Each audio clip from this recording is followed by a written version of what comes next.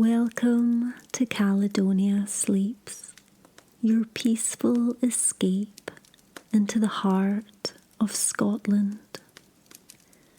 Settle in close to the fire.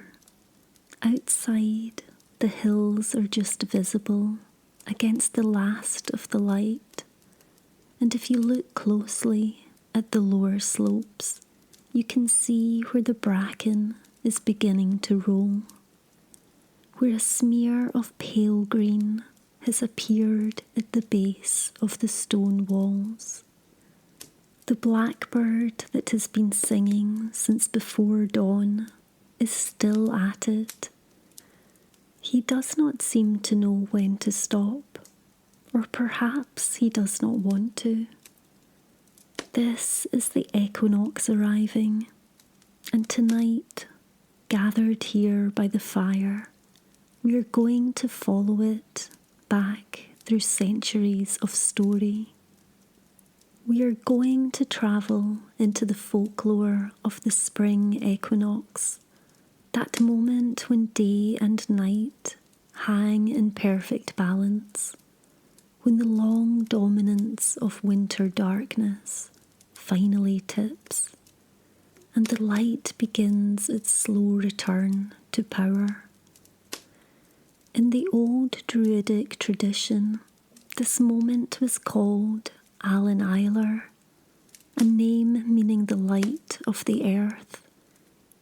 It is one of 4 solar festivals associated with the Celtic year, and while it was never celebrated with quite the communal fire and festivity of Samhain or Beltane, it held its own quiet significance for the people of the Highlands and Islands.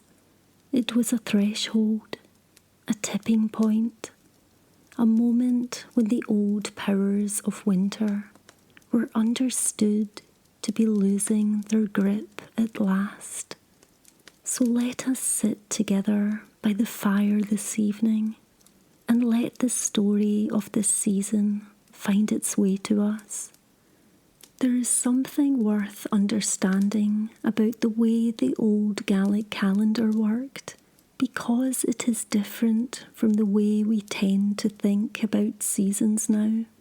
We tend to think of spring as beginning at the equinox, on or around the 20th of March, when the astronomers measure the precise moment of celestial balance. But for the people of the Scottish Highlands, the seasons were not measured by the sun's position in the sky. They were measured by what was happening in the land itself, by the lambing, by the first stirring of growth in the fields, by the return of birds from their winter wandering, by the old festival days that fell at the cross-quarter points of the year. In that reckoning, spring had already begun. It had begun at Breed's Day, the 1st of February, when the ewes came into milk and the first snowdrops pushed through the frozen ground. By the time the equinox arrived, spring was not just beginning. It had been underway for several weeks, fighting its way forward against the resistance of late frosts and bitter winds. What the equinox represented then was something more specific, not the start of spring, but the moment of its decisive victory, the day on which light and dark stood equal, and from which point forward light would hold the advantage. In the Scottish folk tradition, this was felt rather than measured. The old people knew the equinox was near, when the evenings began to feel genuinely longer, when it was still possible to see clearly at 7 o'clock without a candle, when there was warmth in the afternoon sun, even if the mornings were still cold. There was no instrument needed for this. It was knowledge that lived in the body, in the memory of every winter endured and every spring that had followed it. The name Alban Eiler itself is worth a moment's pause. It appears in writings from the Druidic revival of the 18th century, and whether it reaches back further than that, into the deep roots of the old tradition, or whether it is a later name given to a much older feeling, perhaps does not matter so much. The equinox itself needed no name to be felt. You cannot live close to the land and notice the day when light and dark stand equal.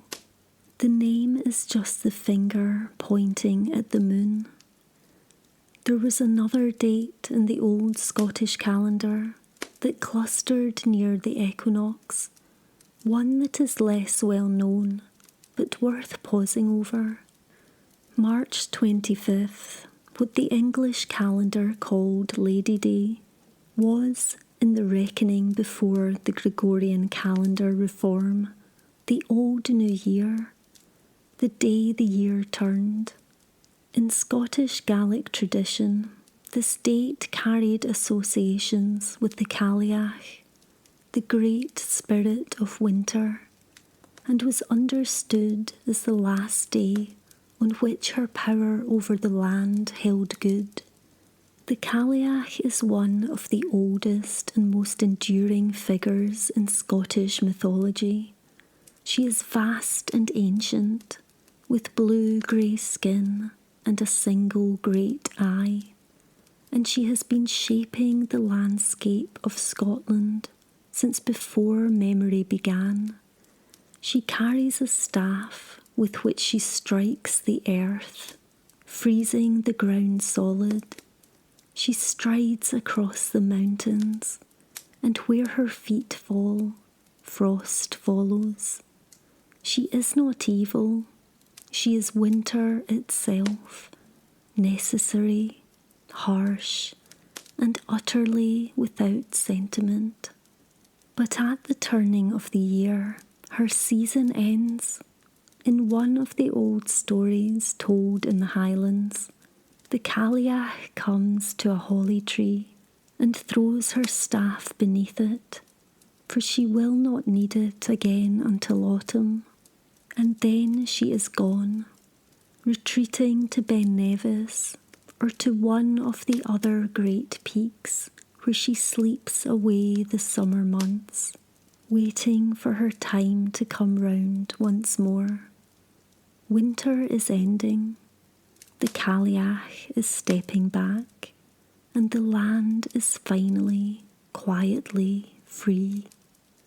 If the Cailleach is a spirit of winter on the land, then in the tradition of Orkney, those windswept islands of Scotland's northern tip, there is an equally ancient figure who governs the sea. She is called the Sea Mither, the mother of the sea, and every spring she fights a battle that the islanders could hear in the crashing of waves and the howling of gales. Orkney in early spring is a landscape unlike any other in Scotland. The islands are low and treeless for the most part, swept almost clean by the wind, and the sea is everywhere, visible from almost every point of high ground, surrounding everything, defining everything.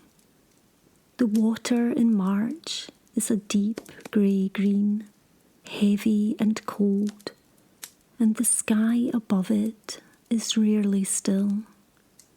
Clouds move fast across a wide horizon. Light shifts from moment to moment. A morning that begins with pale sunshine can become a full Atlantic gale by afternoon, the wind arriving with a sound like something tearing. The people who lived here were not sheltered from the sea in any meaningful sense. They lived alongside it, inside its moods, subject to its decisions. It is no surprise that their mythology gave the sea its own spirit, its own will, its own seasonal drama. Her opponent is Terran. He is the spirit of winter in the sea, violent, cold, and chaos-loving, who churns the waters into storms. All winter long, Terran is free to rage. The Sea Mither sleeps through the dark months, and in her absence, the sea belongs to him. But at the spring equinox, she wakes. The battle between the Sea Mither and Terran was known in Orkney as the Whuppity, the spring tussle. It was experienced directly by the Orcadian people, because spring in these waters is genuinely treacherous. The seas off Orkney are among the most unpredictable in the British Isles in March and April. Winds come from contradictory directions. A calm morning erupts into a gale by noon. For the islanders who knew the old stories, this was not random. It was the Sea Mither wrestling Terran back into submission.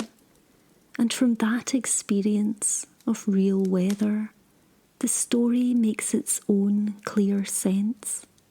The Sea Mither always wins. That was the comfort of the tradition.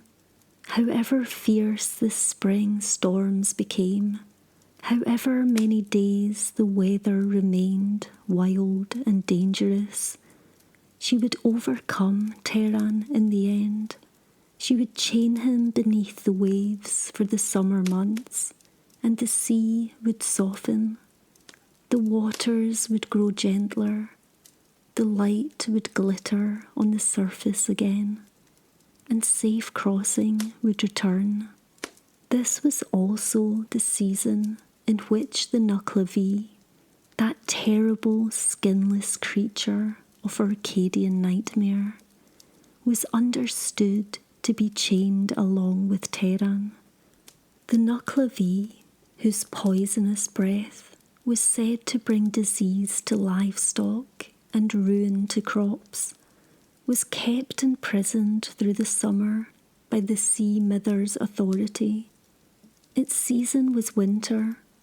Spring was the season of its defeat. There is something deeply reassuring about this strand of folklore, not because it makes light of the danger, but because it takes the danger seriously and then says, the storms are real. People die in these waters. The Whuppity acknowledges all of that, but it also says that this violence has a shape, a purpose, and a conclusion. The Sea Mither is fighting for you, and she will win. We move now from the Northern Isles down to the heart of the Scottish lowlands, to the town of Lanark in South Lanarkshire, and to a custom that takes place not at the equinox exactly, but on the 1st of March, in the last cold days before spring has truly taken hold. Lanark is an old town. It sits in a valley carved by the River Clyde, surrounded by farmland and gentle hills. At its centre stands a church of St. Nicholas, and it is around this church that one of Scotland's more unusual folk customs takes place each year on the 1st of March. It is called Whuppity Scoorie. What happens is this. At 6 o'clock in the evening, The great bell of St. Nicholas rings out for the first time since the previous October. The bell has been silent all through the dark months, from October 1st until March 1st, and its silence was, for generations, one of the things that marked the depth of winter in Lanark. When the bell rang again, winter was acknowledged to be over, at least in spirit. Picture it, a cold March evening, the sky still pale in the west, the streets of the town carrying that particular chill that comes when the light has gone, but the temperature has not yet found its floor. The children are gathered outside St. Nicholas Kirk, breath clouding in the air, paper balls ready on their strings, and then the bell begins, a single deep tone rolling out across the rooftops and down toward the river. The first sound of it after 5 months of silence, almost startling in its boldness, and the children run. As soon as the bell begins, the children of Lanark run 3 times around the church, anti-clockwise, swinging paper balls on strings above their heads. They run as fast as they can, shouting and making noise, the paper balls whistling through the cold evening air.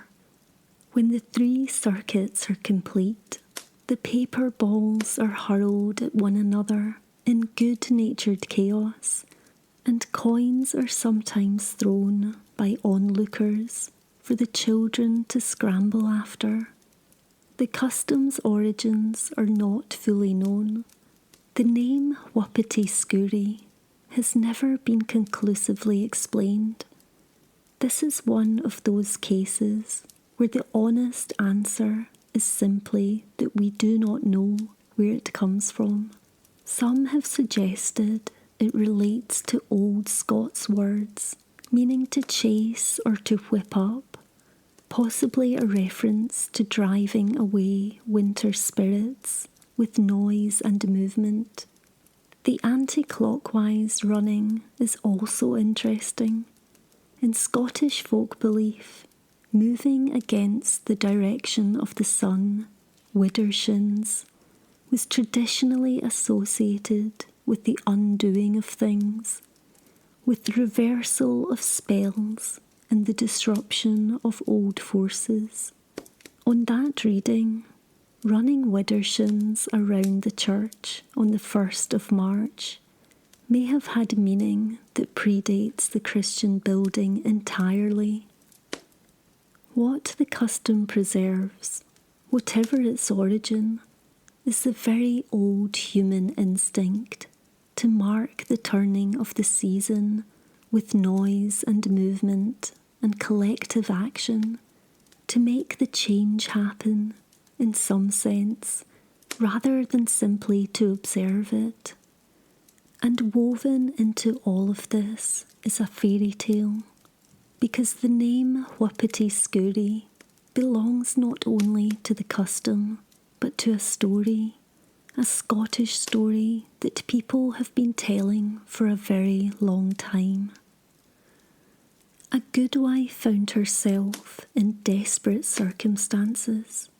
Her husband was gravely ill, her pig had died, her rent was due, and in the corner of the cottage, her newborn baby lay in the cradle, needing everything she could not provide. She was sitting at her spinning wheel in despair when a small woman appeared at the door, green-clad, quick-eyed, carrying her own spinning. She sat down without being invited, began to spin with impressive speed, and within a short time had produced enough thread to ease the good wife's immediate crisis. But there was a price, as there always is with such figures. The good wife had agreed to the bargain before she knew what it was, and what the small woman wanted was the baby. She had 3 days to discover the small woman's name. If she could not, the child was forfeit. The first 2 days passed in fruitless searching. On the 3rd evening, exhausted and desperate, the good wife walked out past the green hill at the edge of the village, one of those low, rounded hills, understood in both Highland and Lowland tradition to be the homes of the fairy folk. As she drew close, she heard a voice singing from inside the hill. The song revealed the creature's name, Whuppity Scoorie. The good wife went home and slept soundly for the first time in 3 days. When the small woman arrived the next morning, the good wife looked at her steadily and said the name. The creature flew into a rage, stamping, spinning, vanishing, and the child was safe. The name had been the key. It almost always is, in stories of this kind. To know the true name of a being from the other world is to have power over it. The green hill, the spinning, the fairy bargain made in a moment of weakness. These are details that belong entirely to this landscape.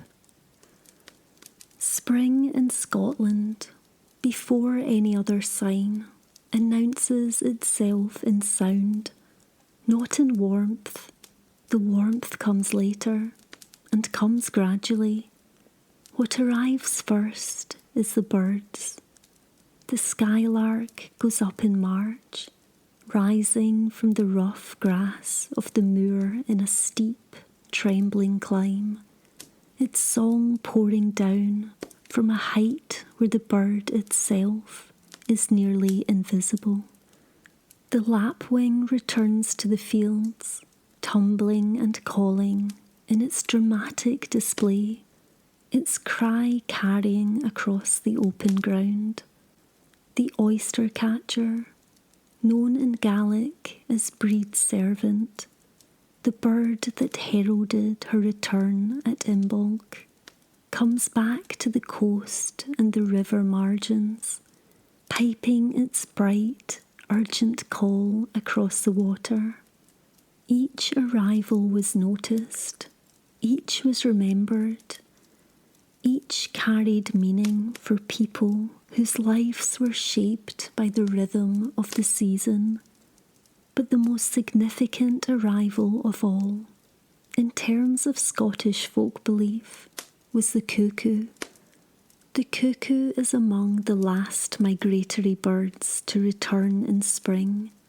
It does not arrive until April, sometimes well into that month, and the first call of the season was an event people listened for with genuine anticipation.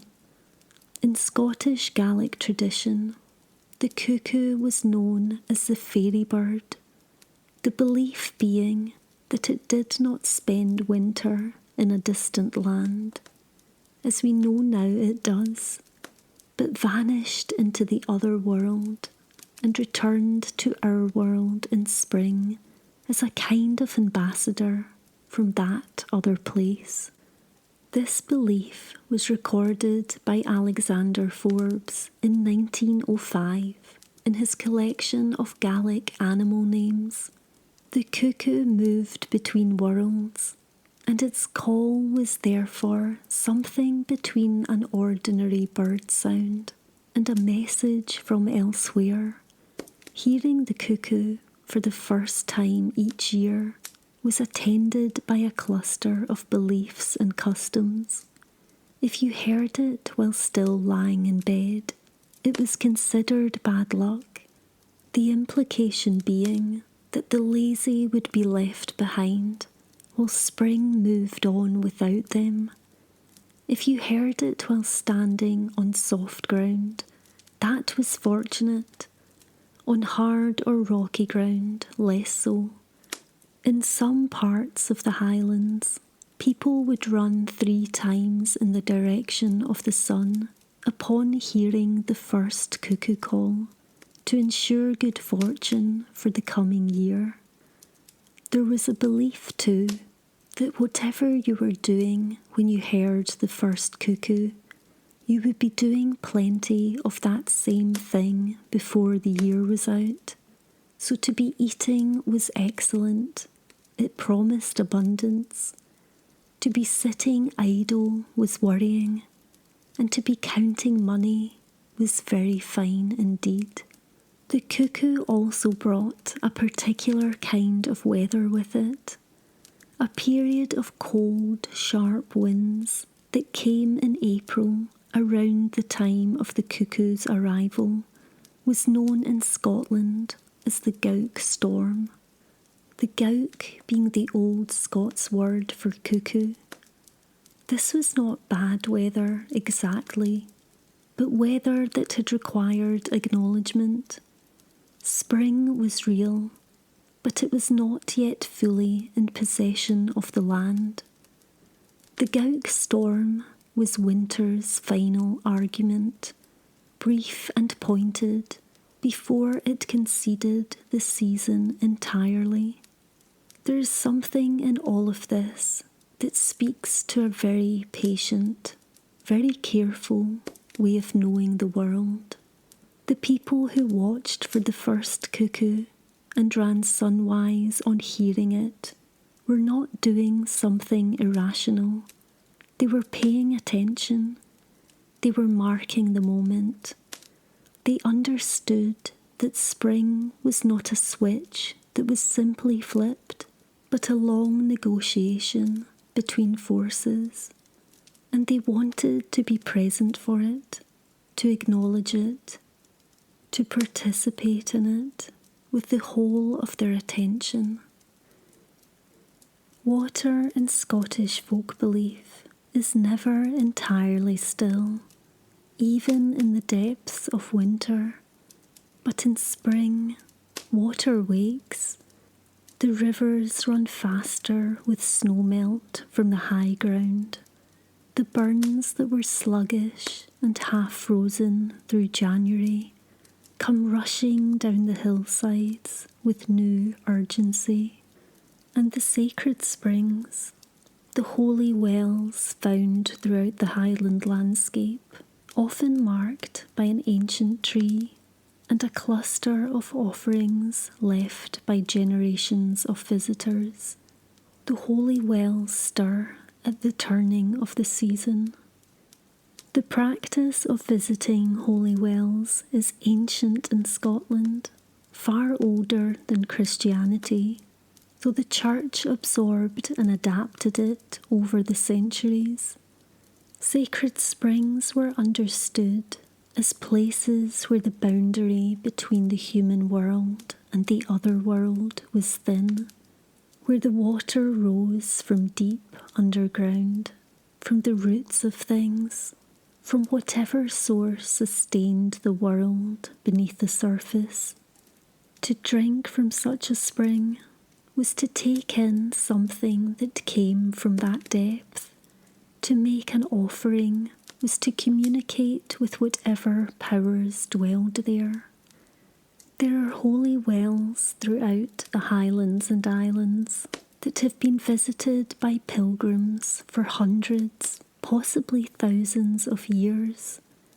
Among the most famous is the Clootie well at Manlochie on the Black Isle, hung thick with offerings of cloth, visited each spring by people seeking healing or asking for blessings. Contemporary accounts from the 19th century describe the scene there in the spring as busy with visitors, something of a gathering in itself, On the Isle of Skye, a well near Loch Shant was considered particularly sacred. Tradition held that it contained a holy trout, a single trout that lived there undisturbed, that could never be caught, and that was itself a sign of the well's sanctity. To see the trout was a blessing, to harm it was unthinkable. The clootie tradition is one of the most visible survivals of very old practice. A clootie is a strip of cloth torn from a garment or brought specifically for the purpose, that is dipped in the well water and then tied to a branch of the tree that grows beside it. The belief is that as the cloth weathers away, as rain and sun and wind slowly dissolve it back into the earth, whatever illness or trouble it represents fades away with it. You are leaving your burden at the well. You are asking the water and the tree and whatever listens there to take it from you. Spring was a primary season for well visits, and some of the most significant customs surrounding these springs were tied to the idea of drawing the first water of the morning, what was known in some parts of the Highlands as the cream of the well, the very first water drawn from a sacred spring at dawn, before anyone else had disturbed it, was believed to carry a concentrated blessing. To draw it required waking before first light and walking through the cold dark, often some distance across rough ground. It was not a comfortable undertaking, but the people who did it understood it as a form of devotion, a willingness to receive what was offered on the terms it was offered on. Think of that walk, the world still dark, the track barely visible, the grass wet with dew that soaks through to the skin within a few paces, the sound of the burn somewhere ahead, growing louder as you descend into the hollow where the spring rises, and then the well itself coming into view in the first grey light, the tree above it hung with strips of cloth, pale and dark shapes moving faintly in the pre-dawn air, each one left by someone who came before you with their own quiet need. The water, when you cup your hands into it, is shockingly cold and perfectly clear, and it smells of the deep earth. You carry it home carefully, and the morning feels different for having begun that way. Spring also brought the beginning of the agricultural year in earnest. The cattle, kept in the byre through the worst of winter, needed to be prepared for their return to open grazing. This was not simply a matter of opening the door and letting them out. The first driving of the cattle from the byre was attended by its own careful ritual. A round switch was used to drive them out, touching each animal as it passed the threshold, and sometimes a strip of rowan or a charm was tied around the neck of the lead animal. The first beast out of the byre was watched closely. Its behaviour as it stepped into the spring air was read as an omen for the season ahead. A cow that walked forward calmly, and began to graze was a good sign. One that startled or ran meant uncertainty ahead. The animals were not merely livestock. They were part of the household's fate, and the spring morning, when they went back out to the land, was a moment that deserved attention. The fields which had lain fallow under frost and then mud needed to be opened for planting, and this too was attended by ritual. The ploughing of the first furrow was an act of considerable solemnity. In the Carmina Gadelica, Alexander Carmichael's great collection of Gaelic prayers, charms and blessings, gathered in the Highlands and Islands through the latter half of the 19th century, there are field prayers spoken at the turning of the first sod in spring. They called on the saints and on the powers of the earth to bless the work and the ground. The ploughman did not eat before the plough ate. That is, the first furrow was turned before breakfast, as an acknowledgement that the land's need came before the ploughman's own. It was a gesture of respect toward the earth that was being asked to yield.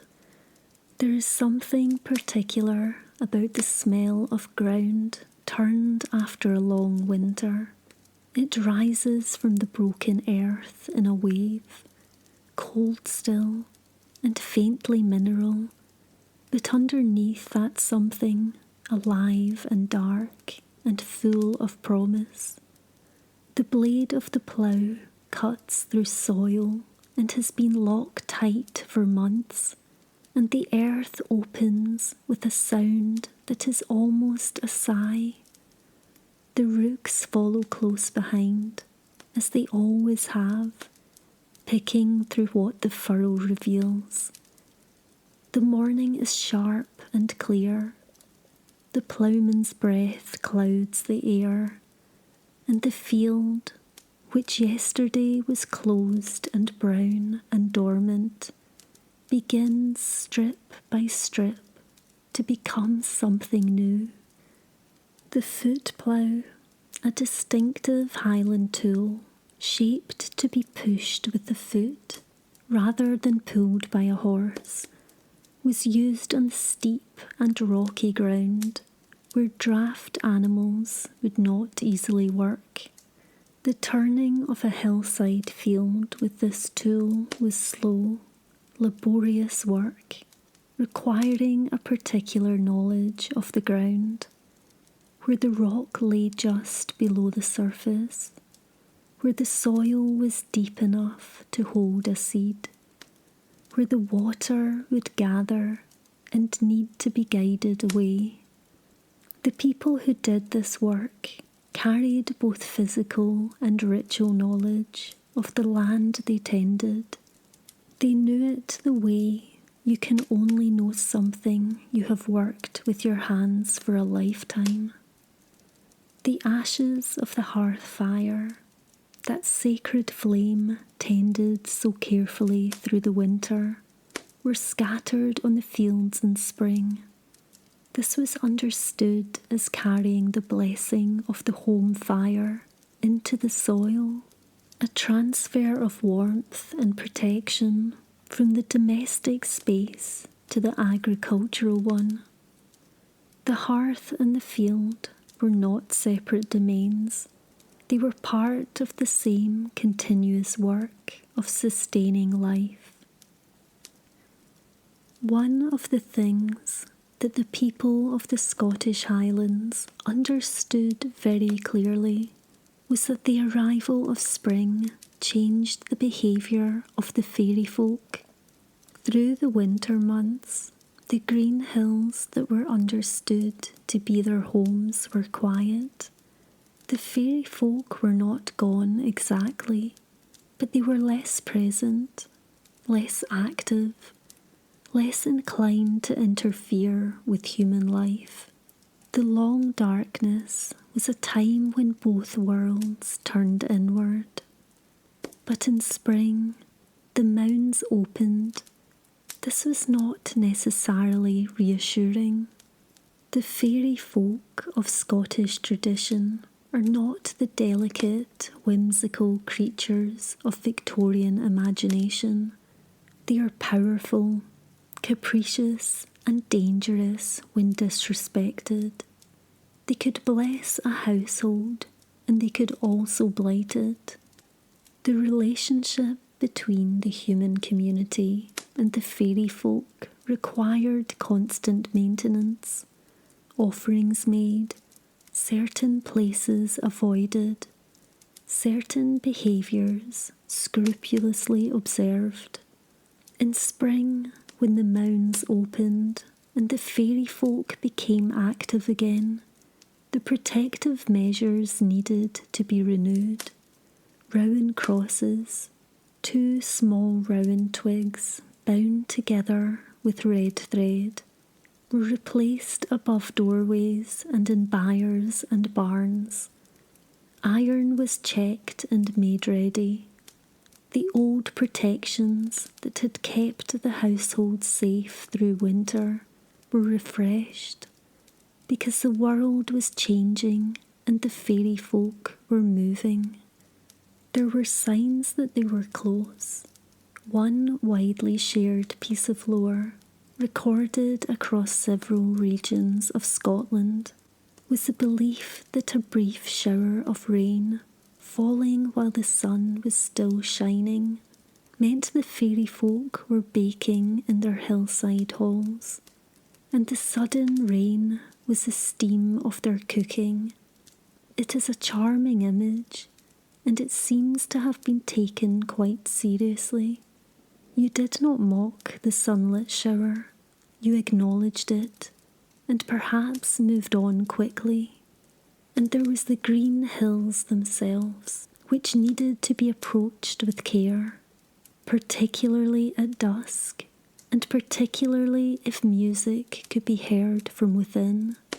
The fairy music was said to be more beautiful than any human music, and this was part of the danger. You would follow the sound without meaning to, drawn by something that bypassed ordinary will. Time in the fairy realm moved by different rules. A night of dancing in a fairy hall could mean years had passed in the human world. There is a particular quality to a Scottish hillside at dusk in late March that makes all of this feel less difficult to understand. The light drops quickly once it goes, and the hill that was solid and familiar in the afternoon becomes something else entirely in the gloaming. Its shape unchanged, but its character transformed, dark against a sky that is still faintly luminous, the shadows in the hollows deeper than they should be. A sound carries differently in that light. The wind in the grass, a distant burn, something you cannot quite identify. All of it seems to come from slightly the wrong direction. You find yourself stopping, listening. It is not hard to see how a person might, on such an evening, follow a sound further than was wise. But the people of the Highlands were not helpless in this. They knew the rules. They kept the rowan above the door. They left the offering of milk on the step. They treated the good neighbours with courtesy and neither sought them out nor insulted them. And then they came inside, closed the door against the dusk, and sat down by the fire, which is, when you think about it, exactly where we are now. There is a particular quality to the equinox evening that is unlike any other evening of the year. The light goes slowly, even when the sun has set. The sky holds onto a pale luminosity, a kind of reluctance, as though the day is aware of its own significance and is unwilling to quite let go. In the highlands, where the horizon is often mountains or open moorland rather than buildings, this lingering light is something you can watch for a long time. The colour draining from the sky, orange to rose, to violet, to deep blue, is slow and deliberate and very beautiful. Somewhere out on the hillside, a bird is still singing, not the full chorus of full summer, but one bird, persistent, as though it has something to say before dark comes. The people who lived with these stories, who knew the Cailleach and the Sea Mither and the fairy folk of the green hills, were not naive. They were people who understood danger very well, who knew that winter could kill, that the sea was not forgiving, that a bad harvest meant real hunger. The stories they told were not entertainment set apart from life. They were a way of thinking about life, of giving shape and meaning to forces that were real and powerful and only partially understood. The Vor Tully was real. They could hear it in the spring gales. The fairy folk were real. Their footprints were in the unexplained good fortune and the unexplained loss. The balance of the equinox was real. They could feel it in the evenings.